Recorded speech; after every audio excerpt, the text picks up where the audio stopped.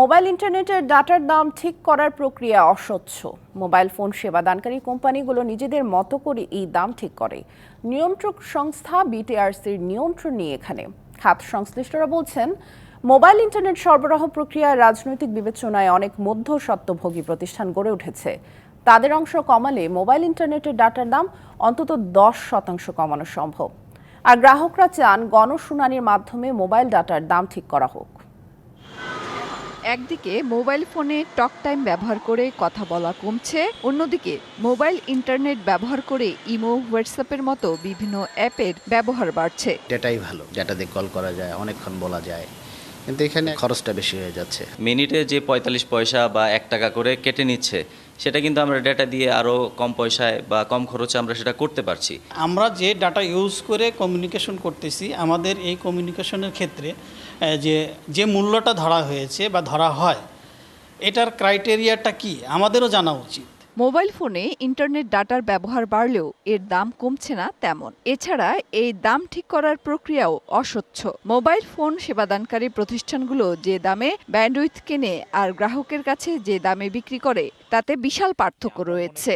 এই যে ব্যান্ডউইথ, ওটা তো আপনার একটা র মেটেরিয়াল মাত্র। Redmi 13 স্টাইল বানাই দুনিয়া কাঁপায়।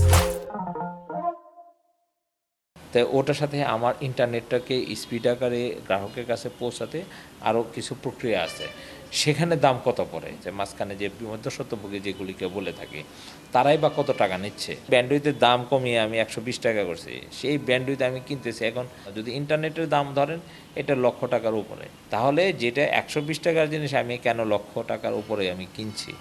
এই মোবাইল ইন্টারনেটের দাম ঠিক করার প্রক্রিয়া স্বচ্ছ করতে গণশুনানির দরকার বলছেন বিশেষজ্ঞরা।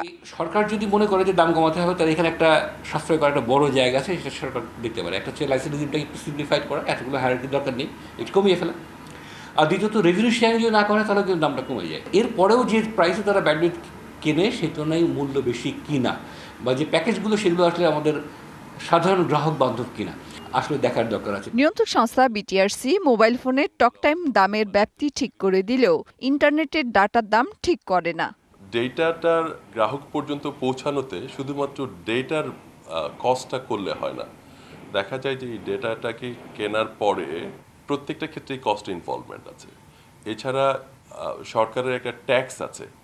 এই সবগুলো মিলে আসলে মূল্যটা নির্ধারিত হয়। আমরা সার্ভে করব এবং সেই সাথে একটা গণশুনানিরও আয়োজন করব, যাতে করে গ্রাহক মনে সন্তুষ্টি থাকে যে তারা ওভারপে করছেন না।